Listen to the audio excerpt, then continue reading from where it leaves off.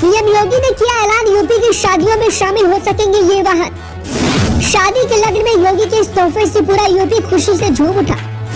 अब यूपी के बैंड बाजा बारात में शामिल होंगी यूपी परिवहन विभाग की ये बसें।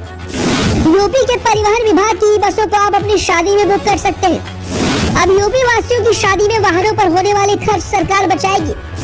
आप भी कर सकते हैं इन वाहनों की बुकिंग। ये है बुकिंग की सारी प्रक्रिया।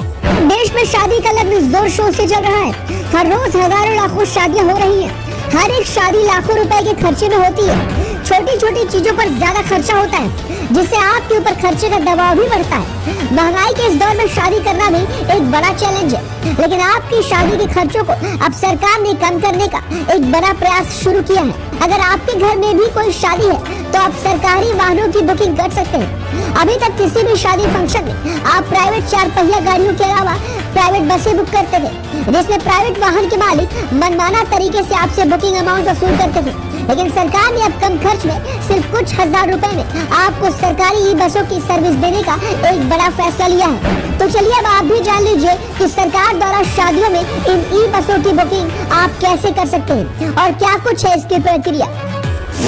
योगी सरकार ने दिया बड़ा तोहफा, बैंड बाजा बारात में शामिल होंगी परिवहन निगम की ई बसें। उत्तर प्रदेश की योगी सरकार ने यूपी वासियों के लिए शादी के इस लग्न में एक बड़ा तोहफा दिया है।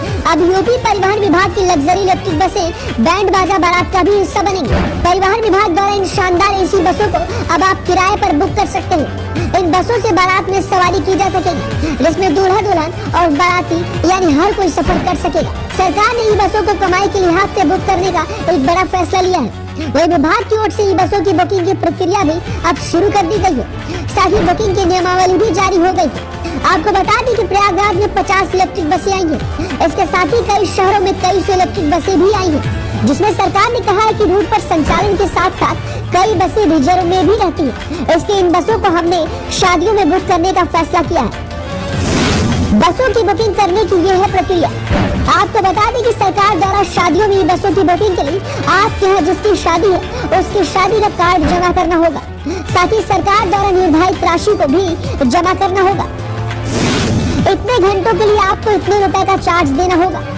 ये बसें 12 घंटे या 24 घंटे के लिए बुक होंगी।